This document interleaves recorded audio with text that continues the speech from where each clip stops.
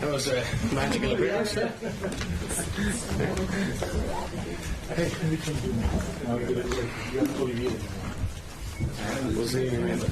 He's Olivier. We just made it. Chris, ready when you're... Are we ready? Yes. Good afternoon, everyone. Thank you very much for this regular press briefing regarding coronavirus disease, COVID-19. Today we will have our Director General, Dr. Tedros, calling us from Kinshasa. Before we give a floor to Dr. Tedros, I will just say what I say most of the days, that journalists who are watching us using Zoom, please click raise hand if you want to ask questions. Those who are dialing in by phone, *9 and then asking questions. Dr. Tedros will be on the screen that is on the side in this room, so people who are watching online will be able to see Dr. Tedros. Those who are watching us on Twitter may not be able to see Dr. Tedros, but everyone will be able to hear him.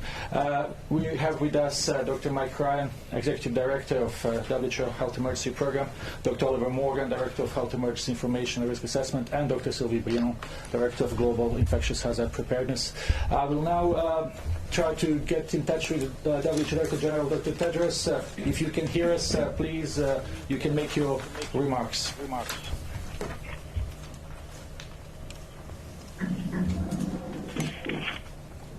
Yeah, thank you, Tariq. Good afternoon, everyone. I am speaking to you from Kinshasa, Democratic Republic of the Congo, as Tariq said, where I have met with President Tshisekedi, ministers, UN colleagues, and other partners to review the impressive progress that has been made towards ending the Ebola outbreak, and to talk about future plans to ensure that everyone in the DRC can access quality health services going forward. And attention focus on strengthening in the country's health system and bolstering preparedness. Whether it's Ebola or COVID-19, investing in preparedness is the smartest way to ensure disease outbreaks are identified and stopped quickly. I'm glad to say that countries around the world are in a better state of preparedness for COVID-19 than they were just a week ago. And WHO's efforts to help countries boost their lab capacity continue. Now, the latest numbers on the COVID-19 outbreak. As you know, China has changed the way it reports data from Hubei province. There are now a total of 47,500 laboratory-confirmed cases in China and 16,437 cases that have been clinically confirmed in Hubei province, making it more than 63,000 in total. While it's not uncommon in outbreaks for case definitions to change over time as more information becomes available, we're seeking further clarity on how clinical diagnosis is being made to ensure other respiratory illnesses, including influenza, are not getting mixed into the COVID-19 data. In total, there have been 1,381 deaths in China, including 100 reported today. Outside China, there have been 505 cases in 24 countries and 2 deaths.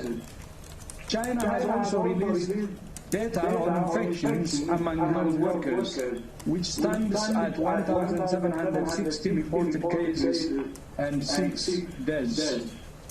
This is a critical piece of information because health workers are the glue that holds the health system and outbreak response together. But we need to know more about this figure, including the time period and circumstances in which the health workers became sick. WHO guidelines have been developed for health workers taking care of hospitalized adults and pediatric patients with acute infections. These guidelines have been made available to all countries.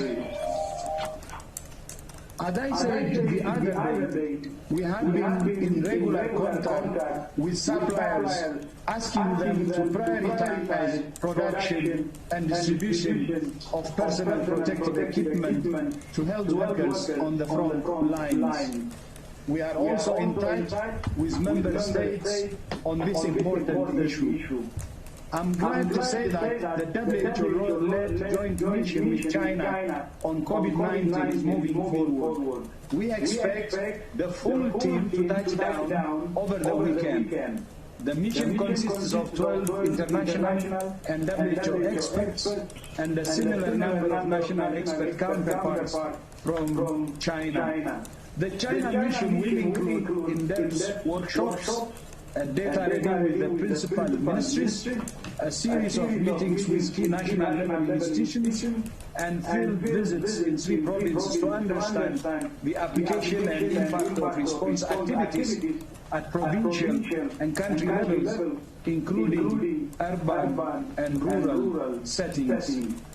The goal of the joint mission is to rapidly inform the next steps in the COVID-19 response and preparedness activities in China and globally. Particular attention will be paid to understanding the transmission of the virus, the severity of disease, and the impact of ongoing response measures. Furthermore, it will be important to review which type of information is needed so that the world can use this window of opportunity to prepare health systems and workers for possible outbreaks. Clearly, this is an evolving picture. Health workers and responders in China are working with virtually sleeping difficult conditions. But we need to ensure that we get in the most accurate data as quickly as possible to assist China and support the global response. We are working with our Chinese counterparts on these issues, and this is also part of the scope of work of the WHO-led joint mission with China. Finally, I wish to thank Cambodia, especially the Prime Minister, for demonstrating to the world the meaning of solidarity. While other countries turned away the Western cruise ship, Cambodia allowed it to dock. Today, hundreds of passengers are disembarking and are en route to their home countries. 20 passengers who reported signs of illness have tested negative for the coronavirus COVID-19. I hope that other countries will follow Cambodia's lead. Lastly, I want to say again, from my heart, that this is the time for solidarity, not stigma. There are warning signs that the world is not hearing the call for unity and standing in unison with those at the epicenter in China who are saving lives and alleviating suffering. I again repeat, this is time for solidarity, not stigma. This is time for solidarity, not stigma. I thank you. Thank you very much, Dr. Tedros. Dr. Tedros is calling from Kinshasa, so therefore the sound was not the perfect, but we were able to hear everything and to get the messages from Director General. Those calling through phone, it's *9. Those who are on Zoom. Yes? If I may say, please. I will be taking my flight shortly, so I may not be with you until the end, but you're in able hands with my colleagues, so I hope you will allow me when I am ready to leave the room to catch my flight. Thank you. Of course. Thank you very much for being with us. *9 for those dialing in by phone and clicking raise hand on those on Zoom. We will start obviously here in the room as we do every day. Here we go. 1, 2, 3, and then we will go online. Yes, please.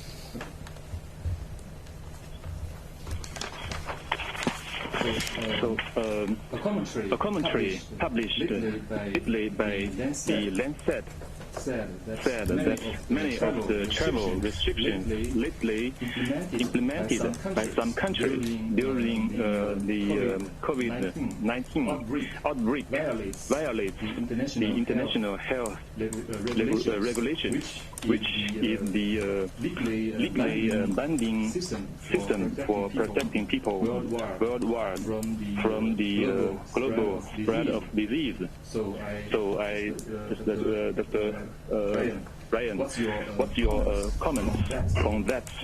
Can those restrictions be considered as violation of international law? Thank you. Before Dr. Ryan answers, DG Tedros is with us. So Dr. Tedros, if you feel it at any moment that you would like to answer, please just jump in. Dr. Ryan, maybe you want to take this one. Okay. Yes, WHO has been clear on its advice to our member states regarding travel and advice to travellers and travel and trade restrictions.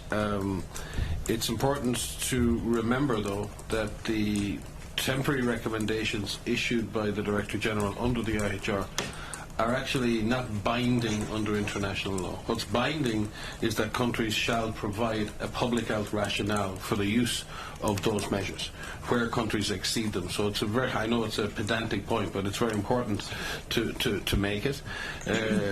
We try to set a general guidance that allows countries to act in good faith with that guidance in place. Countries may act to exceed that guidance as long as they are able to justify that in public health and make a public health rationale for having taken those measures. In the end, sovereign countries are responsible for the health and welfare of their citizens, and as such they make risk assessments for their citizens and apply measures that they perceive that protect their citizens, and as such once they are within their own legal national framework, then the IHR is silent on that. The issue is whether or not they are in a position to share with us the justification for that, and that's what we've been doing, is following up with each and every country and asking them to provide us with the public health rationale. Why have you done this? What was the evidence for this? How long will these measures be put in place? Will these measures stop or prevent people travelling in a free manner? And that's our job, and that's what we've been doing. Well, Dr. Tedros, if he wants, he will add something. And if not, Christian, Gunilla, and then Jamie, and then we will go online. Can you please raise it a little bit? Okay, thank you. I have a very fast two-part question. Can you enlighten us on the 12 international members of the team that is going, and how long is the team going to stay in place? Is it going to Wuhan? And the second question is, was there any advice to Japan on the Olympic Games? Thank you.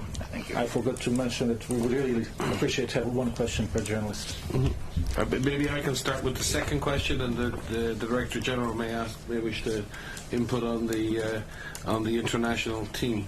We're constantly in touch with the organisers of major events. In fact, we have long-term collaborations and have had in the past with major mass gathering organisers. We work every single year with the authorities that organise major religious festivals like the Hajj. We've had teams working for almost every Olympics and World Cup in the last 2 decades in terms of risk management.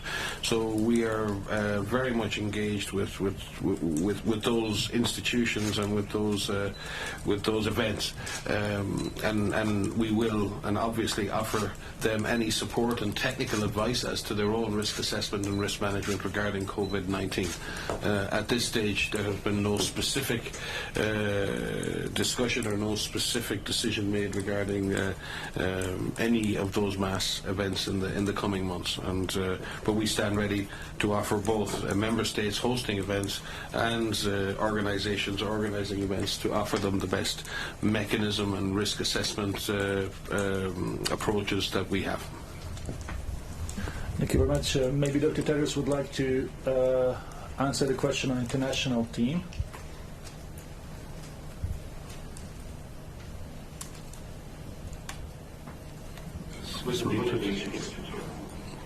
So the first question was not clear. The second question, I'll start from the second and you will tell me the first. For how long they will stay depends on, the scope of work they will have there. So they will adjust based on the need for them to stay. But I'm not clear about the second question. I'm the first. So Cristiano is asking if we can give more details on the composition of the team. The composition of the team, it's experts from different countries who are really good in the area of expertise which is needed. And for now, we prefer to keep it as such, but we will give you more information about the experts whenever it's necessary. Thank you very much. That is Gunilla, and then Jamie, please, one question. Yes. Hello, Gunilla von Rand, Swedish Svenska Dagbladet. I have a question on the medical workers, 1,716. Do you consider this figure credible? Are you worried it's actually more?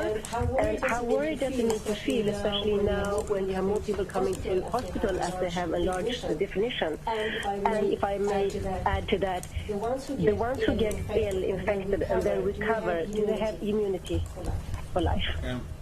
I'll start on this question, but I will hand over to Sylvie, who has maybe some important messages to health workers around the world on the implications of these data.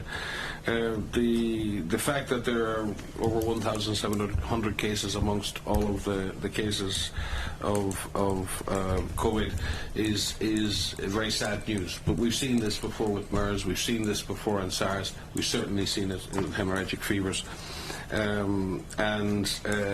What we need to be able to do within that, and what we are doing with Chinese authorities, is exploring the time period over which those occur. Our understanding is that the cases amongst health workers peaked in the 3rd and 4th week of January, and there's been a rapid fall-off in the number of cases that have occurred in health workers in the last 2 weeks. This may reflect increased levels of training, increased levels of protection, and also increased levels of awareness. Remember, this outbreak has expanded very quickly in an unsuspecting health system. So we also need to look at how many of those health workers were exposed unknowingly within a clinical environment, and how many were wearing protective equipment, how many had training. There's a whole load of factors we need to look at. And we will be doing that with Chinese authorities. But if you look at the percentage of the overall number of cases, in fact, although it is still it's a very tragic situation for those health workers, and particularly those who've lost their lives, and our heart goes out to their families for their courage. It is a lower percentage than has occurred in other coronavirus outbreaks. Now, that's not a guarantee that it won't change, and clearly, but what is clear is that we've always known that health workers are in the front line. We've said in many, many occasions here that the real front line and the real point of entry for a virus into a country is a busy emergency room, an unsuspecting general practice clinic. So we have called again and again for the training and equipment of workers. The Director General has called for a prioritisation of protective gear for those workers because we understand those risks. And again, we do believe that it is possible to manage patients with the coronaviruses very safely with the proper training and the proper protective equipment, and we need to send a reassuring message out there. And Sylvie has much experience with this, and she may be able to give more context for the messages we need to send to our health workers, because they are our front line, they're our heroes, and we need to be very careful in how we message around this issue of infection. Thank you, Maggie. And indeed, so we had this data, and now we are really discussing with Chinese authorities to understand what has happened. Although it's not unexpected or unusual, because we have seen this in previous outbreaks, but it's very important to understand if it has happened in the emergency ward, or if it has happened when they were treating patients, or somewhere else within the hospital facilities, so that we can also target implementation of corrective measures. What also is very common in epidemics, especially when people are working 24/7 and they are under a lot of pressure, is the fatigue of the staff, and probably the peak coincides with the time where people were already exhausted and maybe they have not been as attentive as they should have been on infection prevention and control measures because they were too tired. But we have learned that Chinese authorities have sent a number of other doctors from other provinces to continue to support hospitals in Wuhan and help the health workforce. But we know that, as Mike said, is that health workers are always at the front line. They are the first one to see the index case, the patient, and so they need to get prepared. So we have first developed a training package for them, and you will find it on Open WHO, our massive online open course platform. And we are also having dialogues with more than 40 international medical and nursing associations to make sure that the advice and recommendation reach most of the healthcare workers. And so we are. It's a process, ongoing process, and we have a teleconference next week to discuss with those people. And immunity when you recover? Sorry. Yeah. Yeah, we don't. Obviously, it's too early to tell what the immunity profile will be. We really don't. We don't have a serology test even to test for immunoglobulin response yet. So it's going to take time, and it's impossible to know.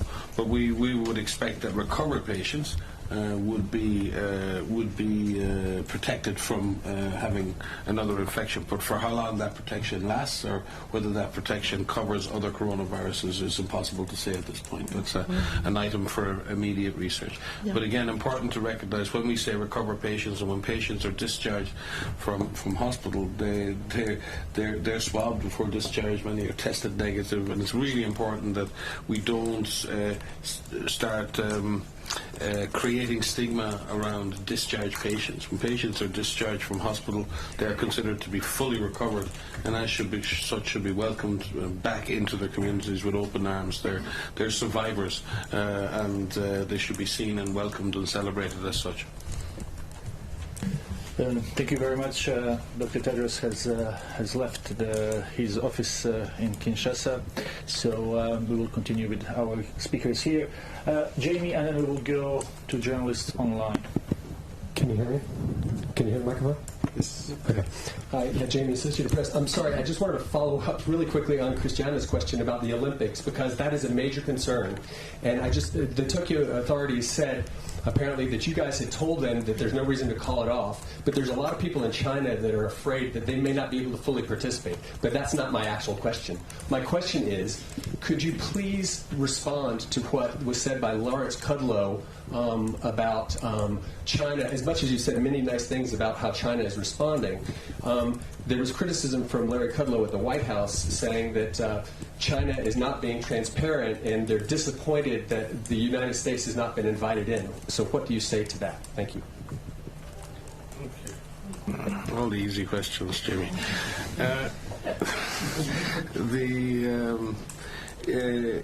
We have not offered advice to the IOC for the Olympics one way or the other, and neither would we. It is not the role of WHO to call off or not call off any event. It is the role of WHO to offer technical advice, to support a considered multi-layered risk assessment around the event, to offer advice on risk reduction and risk mitigation measures, to offer advice on risk response measures, and it is the decision of hosting countries and the organising agencies to make that decision. So let me be clear, and we are continuing to do that. Will continue to do so for each and every event that is of interest. We are a member state organisation. We are there to support our member states and support our partners at large internationally in that endeavour. So I don't know Mr. Kudlow, but the question is about access for response within China. Transparency. Yeah. Well, transparency about access with the team, Jamie, or transparency well, with... I mean, he's criticizing, he's disappointed that there's not transparency and that they haven't invited him.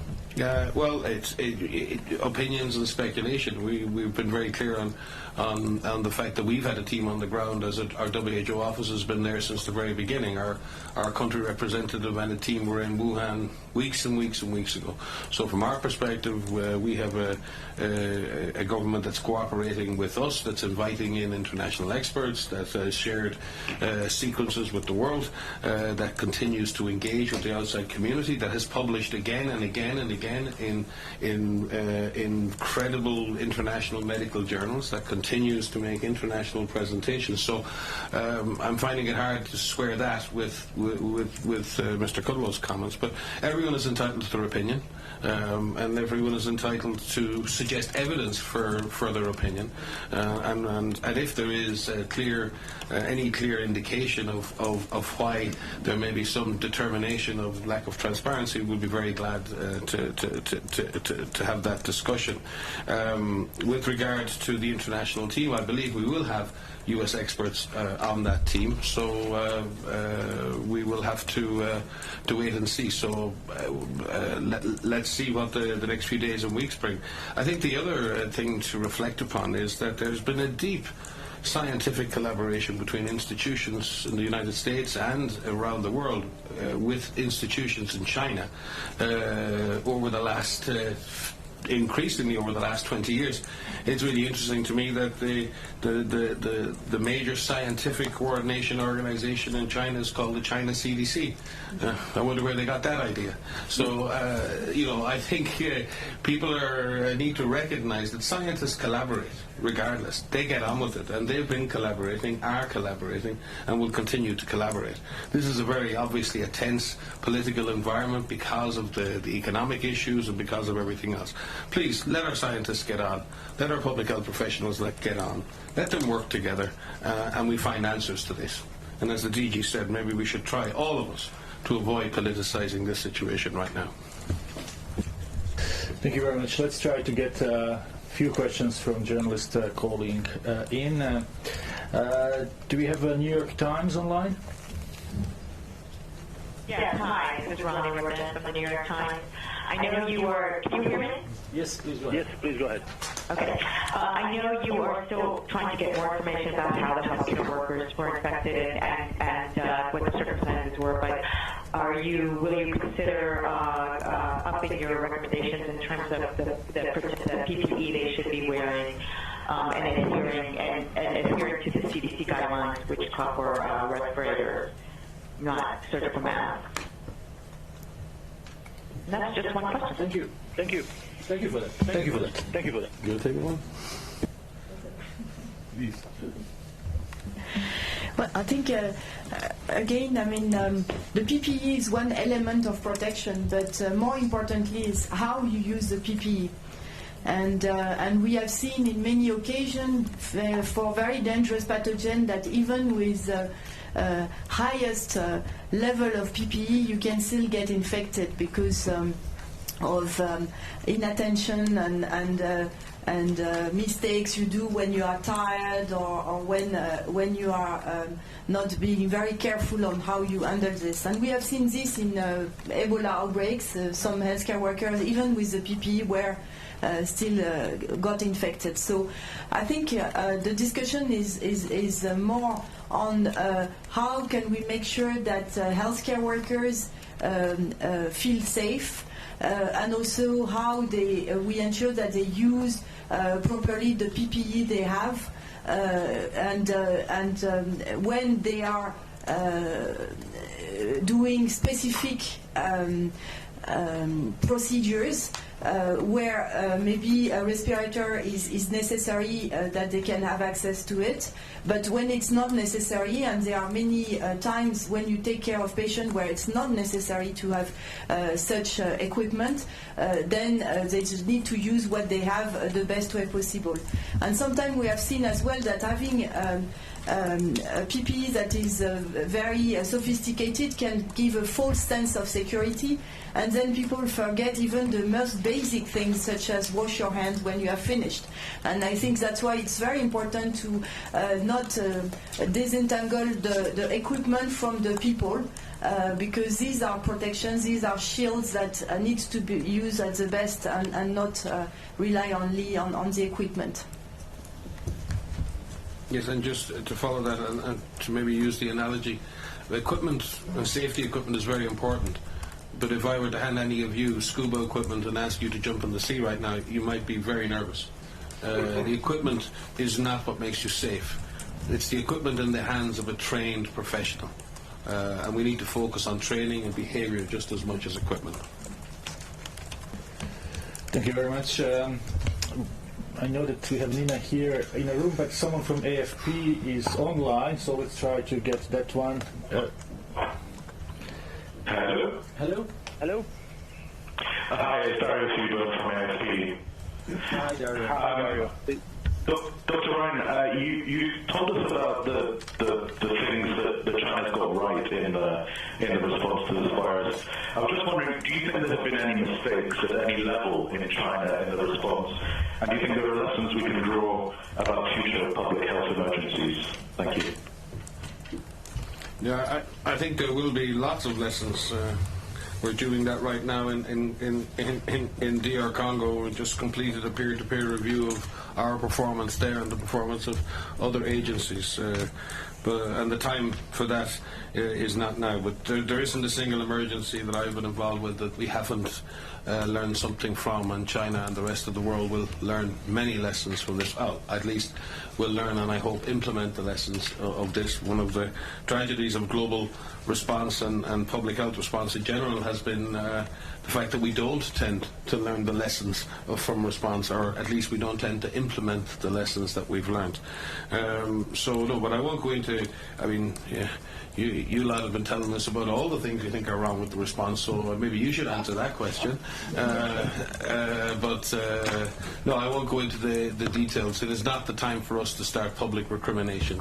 Everyone needs to focus on their performance now, and they need to focus on getting the job done. And the last thing you tell to someone that needs to get a job done is that you didn't do your job last week or the week before. That doesn't support performance. What supports performance is getting people to internalize how they can improve and get on and do it. So we will have that discussion and we will learn the lessons, and we are constantly in touch with our colleagues in China and the other countries. We will wait for any forensic investigation of this response until we have achieved further success in containing this virus, we hope. Hello, let's take, we have a question from Hong Kong. Can you hear us and can you introduce yourself? Sorry, we don't always have names available. Hi, can you hear me? Yes, can you please introduce yourself and ask one question? Okay, this is Marianne Benitez from Hong Kong Standard newspaper. I'd like to ask you, the Hong Kong Chief Executive Carrie Lam this afternoon said they're planning for logistics and preparing quarantine facilities to evacuate some 2,200 Hong Kong people out of Hubei province from 30 cities, and about 200 more on Princess Diamond ship of Yokohama. So would the WHO, based on evacuation by other countries of their own nationals, would have some protocols for Hong Kong to make it a safe procedure, and also how to communicate to the society, because they are up in arms now for the delayed full closure of border points between Hong Kong and the mainland. Thank you. Thank you, Marianne. We weren't aware of, I'm certainly not aware of that move, but I'm sure that, as we always do with China and China's special administrative regions, we will always be ready to provide public health assistance and advice for any public health intervention or measure that needs to be carried out. But we haven't received any requests to be part of or to offer advice. And it was very hard to hear the details, but I was hearing that you were referring to some evacuation of people from Hong Kong, from Hubei. So we will, as I said, on request, be able to offer advice on how to do that in an appropriate manner. But in general, we need to be very careful when doing those kinds of processes, because we have to balance the public health benefit against the issues around quarantine, about placing people together, some of whom might be infected and others who may not be infected, and we have to be very, very careful in how we manage quarantine, both scientifically and from an ethical and a human rights perspective. So it's an important issue, and it's one that needs to be addressed, but it's also one that needs to be done sensitively, and decisions to make mass evacuation and mass quarantine need to be taken with the best possible public health evidence and with the highest standards of human rights at its centre. Thank you. We'll go back to the room. We'll take 3 more questions. Our speakers are leaving one by one. So, yes, please. Doing your job today, Terry. Hello, I'm Rachel from Nikkei Japanese Media. My question is about Diamond Princess. Today the disembarkation of the passengers and Diamond Princess has begun, and although there are still many people on the board, but some exporting countries criticize that the risk of infection has been increased within ships because getting off a ship was too late. How do you assess about this disembarkation at this timing? Thank you. It's very difficult from this distance to judge public health activities taken in a port in Yokohama. The authorities in Japan are experienced, and they've been obviously looking at that situation over a number of days and weeks, and they've made their public health risk assessments and judgments based on that.